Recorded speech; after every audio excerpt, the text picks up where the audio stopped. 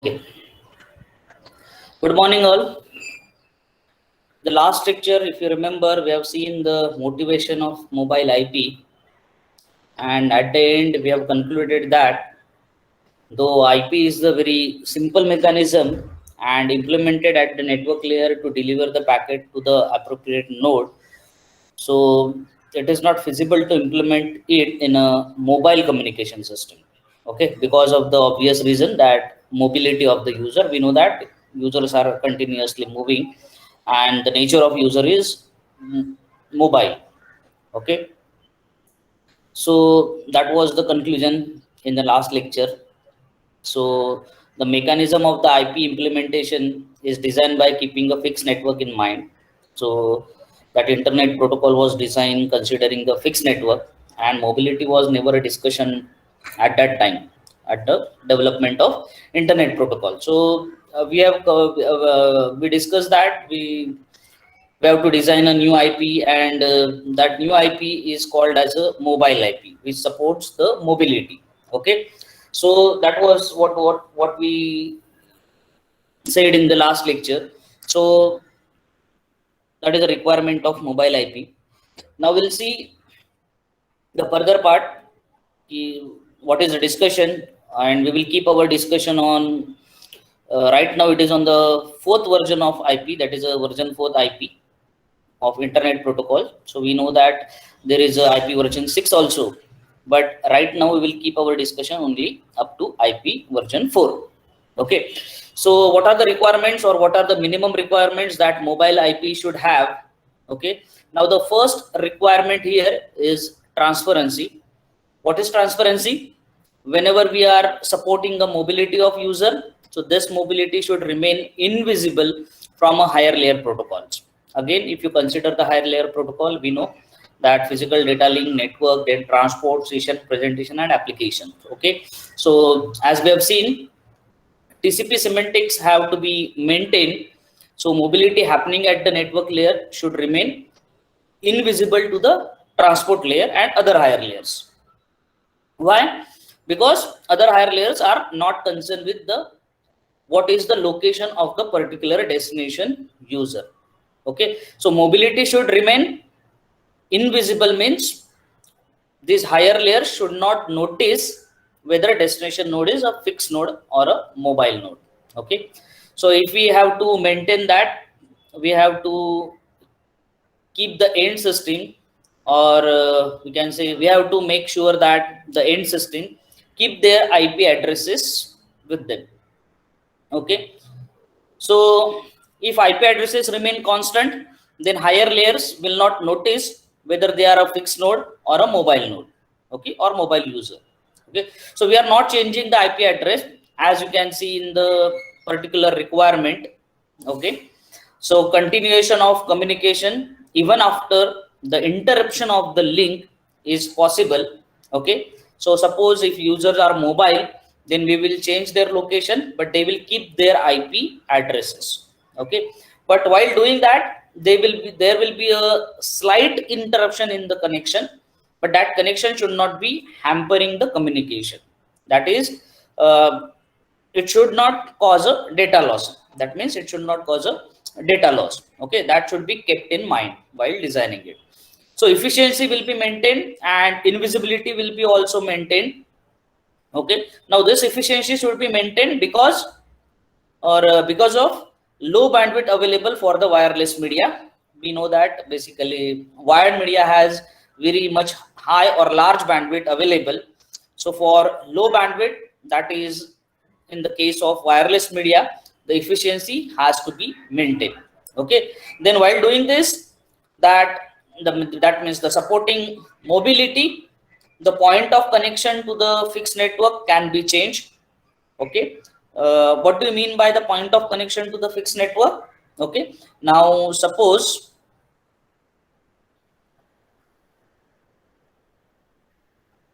okay,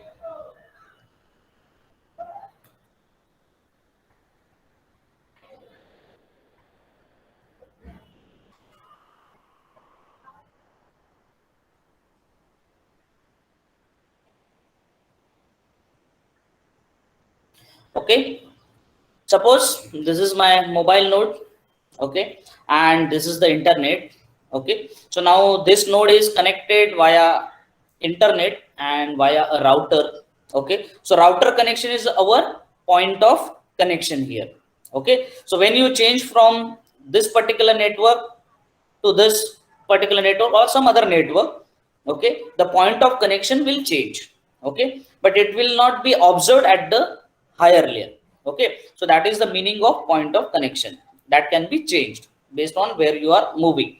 So that was regarding transparency. Then the second requirement is compatibility, okay.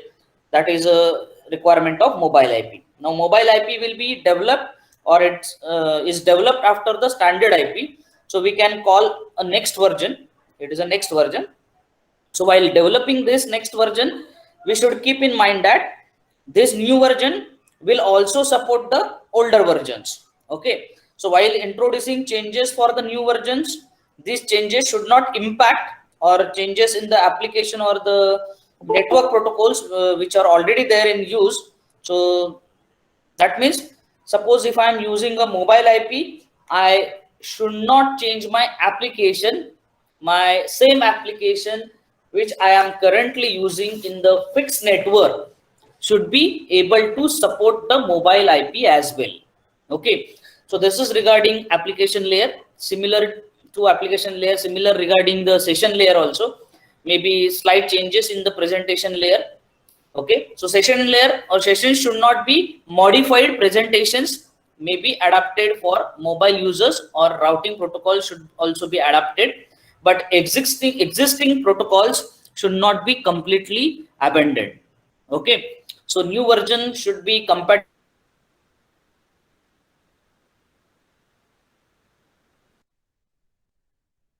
with the older versions. Okay, now similar to the higher layer protocols of the OSI layer are physical, data link, and network layer. These are the lower layer protocols. And as invisibility is important for the upper layers, similarly, same data link protocol or physical layer protocol should be supported by this new version of IP. Okay. So we have already seen that is not quite possible in the case of data link, because medium access is a part of data link, but other protocols apart from MAC layer should be supported by the mobile IP. In MAC layer, we have already seen MACA protocol, which was the solution, and there are certain other protocols also.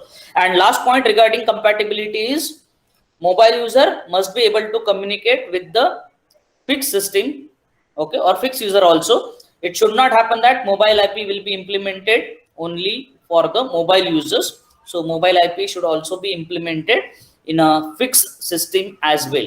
Okay, so that gives worldwide connectivity to everyone. Okay, so moving on. So the third requirement of mobile IP, the their more severe impact of this change in the media, that is from physical layer, that is from physical media to the wireless media. So and that need that change is in the security, and that security should be maintained while the communication is going on.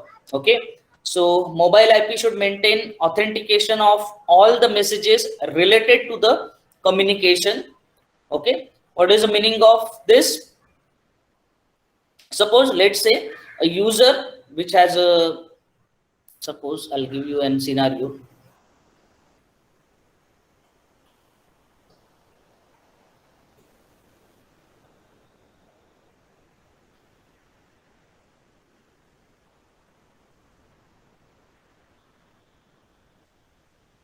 Okay,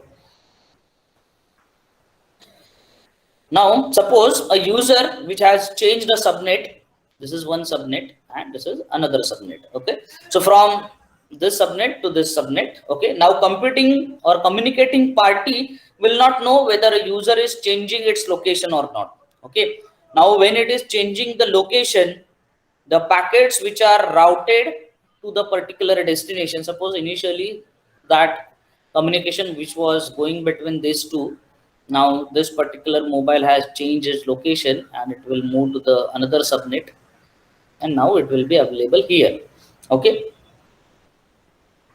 now when it is changing the location, the packets which are routed to this particular destination now should be routed to this particular destination. Okay. When will this happen? And when this is happening, okay, so when this is happening, it should not happen that whenever a sender sends a packet or send packets to the router, it should not transmit the packet to both the destination. Okay, so when this will happen, if some attacker, suppose if some attacker is there which tries to imitate someone else's identity, let's say this is network A or this is A, and suppose some attacker comes, let's say Z. Okay, so this is an attacker. Okay, so Z comes to or comes in this particular network, suppose Z comes in this particular network, suppose, and which claims to be A. Okay, now router should authenticate this user Z. Router should authenticate this user Z. Okay, that is, this is the same A or someone else which is changing the location. Otherwise, packets will have to be delivered to an attacker rather than actual user. Okay, so for maintaining the security of the communication, authentication should be done, and regarding all the messages communicated or exchanged between the communication of mobile user and sender, so authentication is necessary. Okay, so that is another requirement, that is the requirement of security. Then the next requirement is network efficiency and scalability. So now for suppose enhancing IP or introducing new version of mobile IP must not generate too many new messages which will flood the network basically.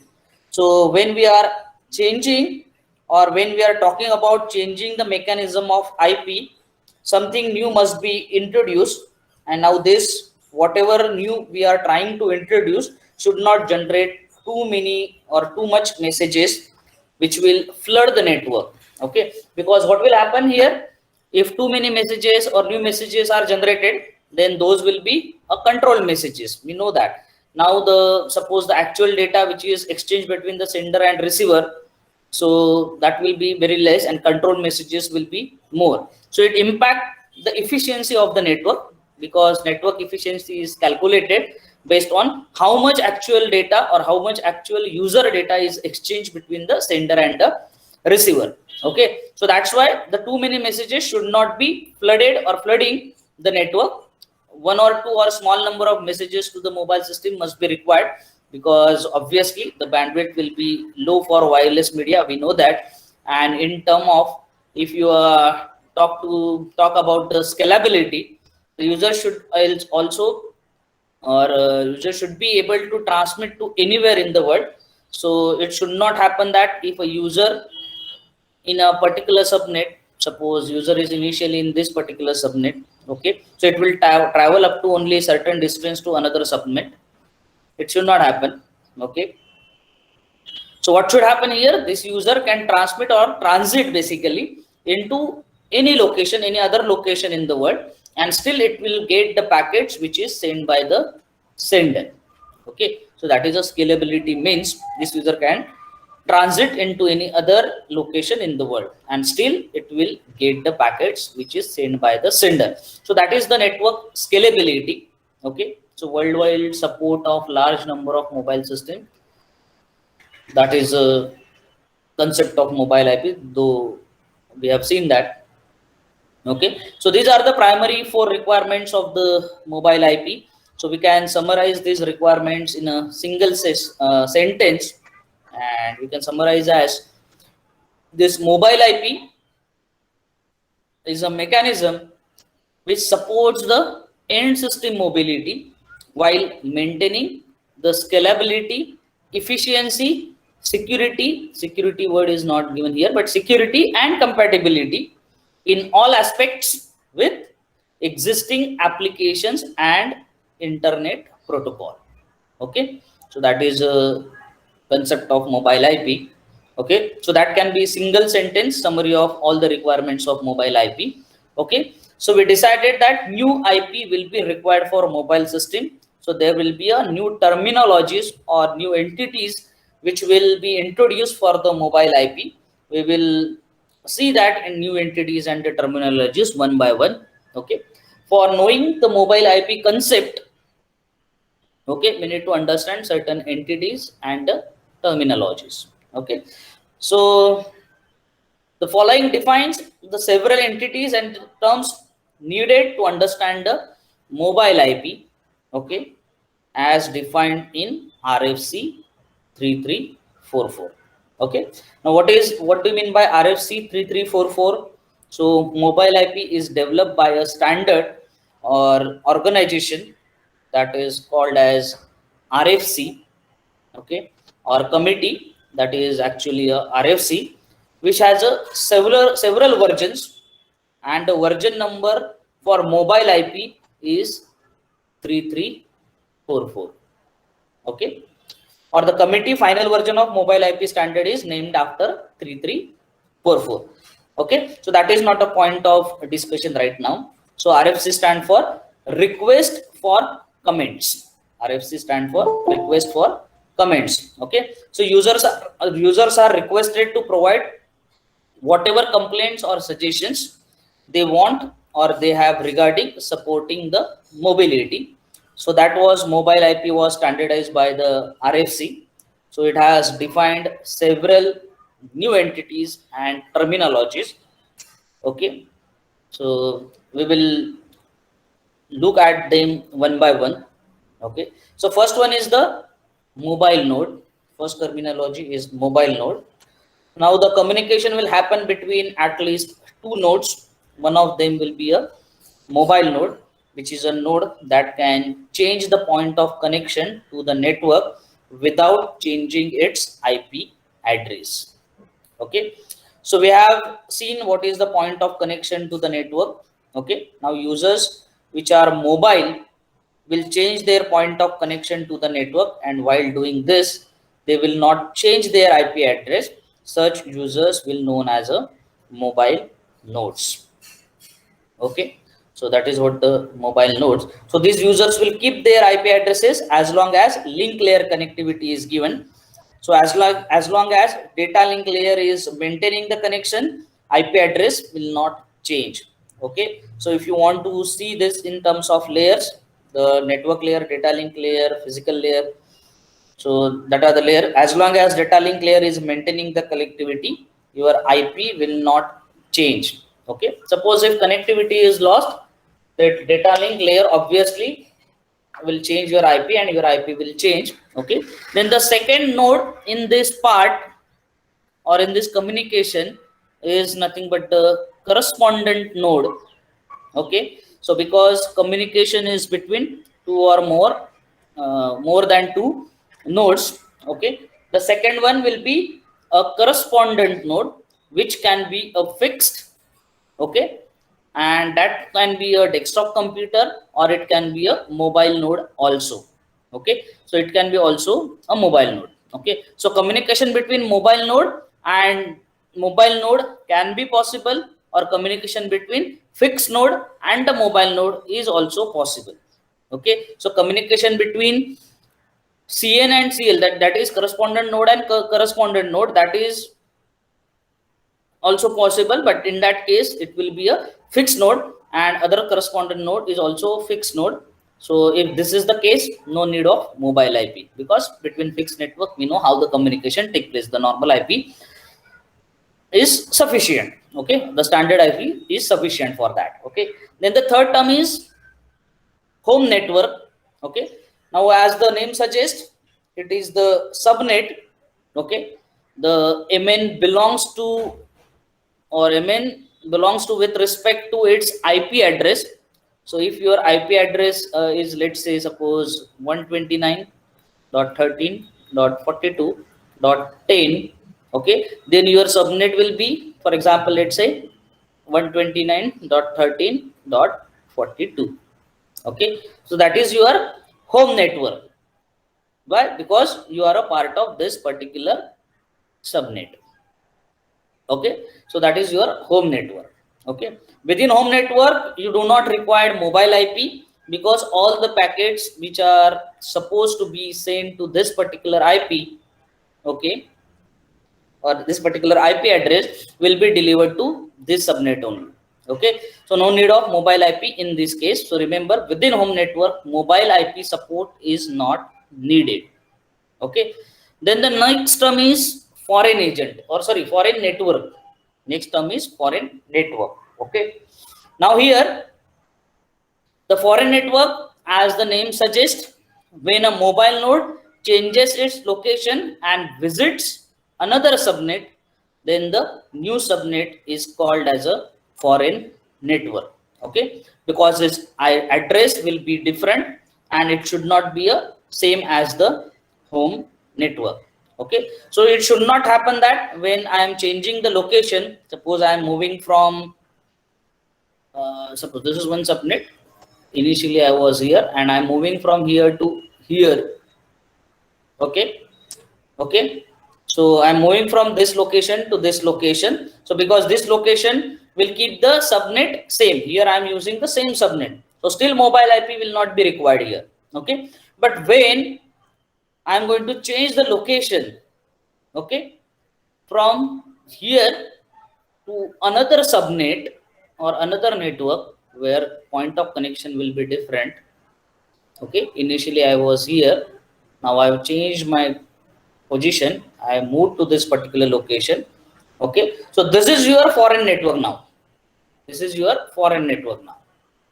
Okay, and this will be your home network. Okay, in foreign network mobile IP support is must. In foreign network mobile IP support is must, otherwise communication may not be possible. Okay, now next term is the home agent. Okay, so every subnet is associated with one router. Every subnet is associated with one router. In mobile networks also this will be the case. So home agent is a system in a home network of the mobile node, obviously because its name is the home agent. Okay, so a home agent is typically a router which registers the location of the mobile node. So every subnet is associated with one router. So this router is nothing but your home agent. So in this particular case, suppose this is my home network, so the router belonging to that particular network, which is the point of connection, will be the home agent or HA for me. Okay, so this router is responsible for tunneling the IP packets to the care of address, tunneling the IP packets to the care of address. What is the meaning of care of address and the statement that will see when we are going to see the IP packet delivery? Okay, so whenever you change your location, whenever packets which or which are sent to you, okay, suppose this is the node, this is a mobile node. Okay, so suppose packets are coming, now this particular router is responsible for delivering the packet to this particular node.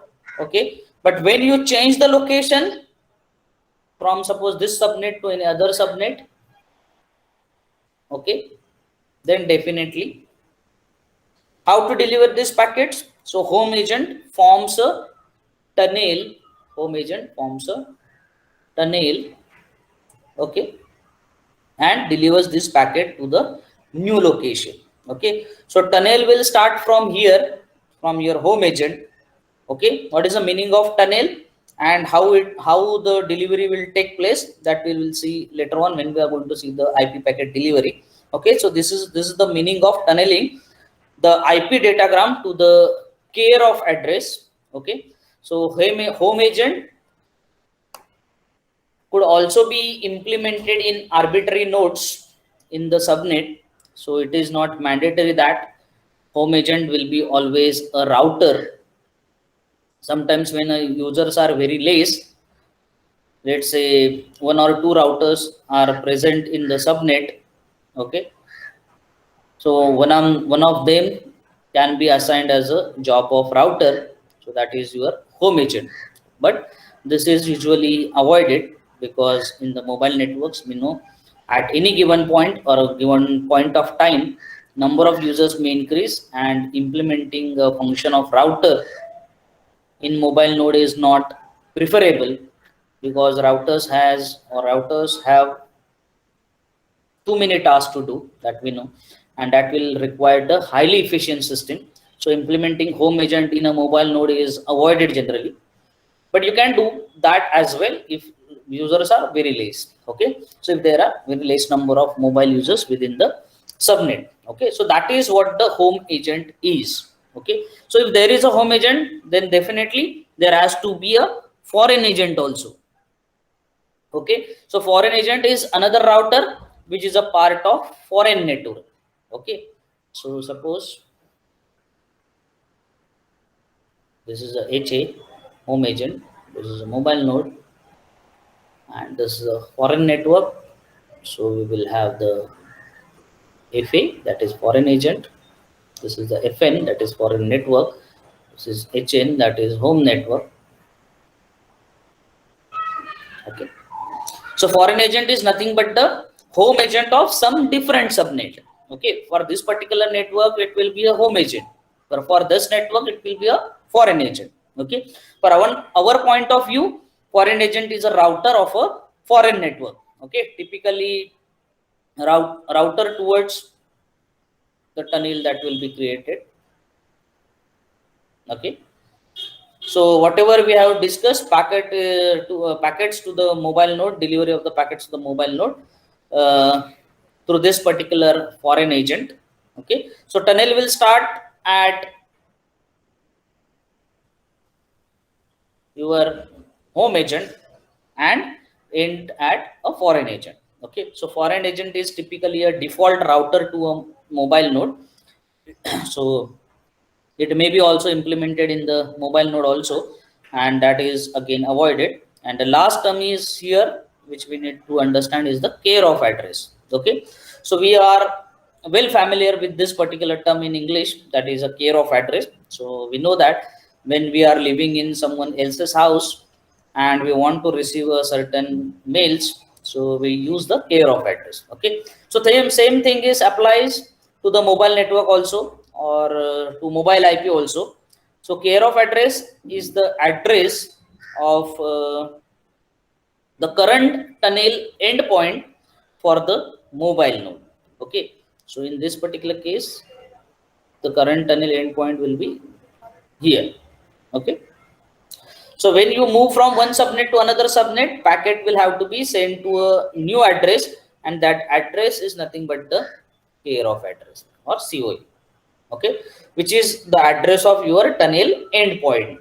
Okay, so which is most probably the address of your foreign agent. Okay, but as I said, mobile node can also be a foreign agent. So sometimes tunnel endpoint is at the mobile node also. Okay, so there are two types of care of address. One is the foreign agent COA. That means tunnel which is aimed at the foreign agent, it is called as a foreign agent COA. Or if tunnel ends at a mobile node, then it is called as a co-located COA. Then it is called as a co-located COA. Okay, where IP address or IP is chosen by the mobile node itself. Okay, so that is why DHCP or some other mechanism we can use. So care of address is your address in the foreign location or in the foreign network. Okay, so that is what the care of address is. So now in the beginning we discussed that, or we said that mobile node will keep its IP address, and now here we are talking about the care of address. Okay, so if a sender wants to send a packet to a mobile node, to which address it will send the packets? So answer here is quite simple. Sender does not know about the mobility of the receiver, so all the packet sent by the sender will be to the same IP address. So its IP address is maintained here, but at the receiver end there will be the care of address involved, which will transfer this packet to the new location. Okay, so care of address is not known to the sender. Okay, that you remember, and that is to be remembered here. So care of address is a term of mobile IP, how to use that or how it will be get used, we will see. So sender should not worry about it. So that is the mechanism of it. So these are some terminologies we need to understand here. Okay, so let's see the example or the network, example network for the same. So this is what the network. So in this particular diagram on your screen, you can see all the terms mentioned here, what we have seen. HA is there, that is your home agent. Mobile node is there, then foreign agent is there. Again, the router is the foreign agent. This is your foreign network. This is your home network. Okay. This is correspondent node. Correspondent node kya rehta hai? I'll tell you. This is what the internet. Okay. Now we'll see how it will execute. So now CN here, that is corresponding node present over here, which is a sender. So we can, let's say it is a transmitter. Okay. Now it sends the packet. It is connected to the network. Okay. That means there will be a router involved. So this particular router, it will be connected to a network. It sends the packet which travels via the internet. Okay. And towards the mobile node. Suppose initially your mobile node MN was present here, means it is a present in your home network.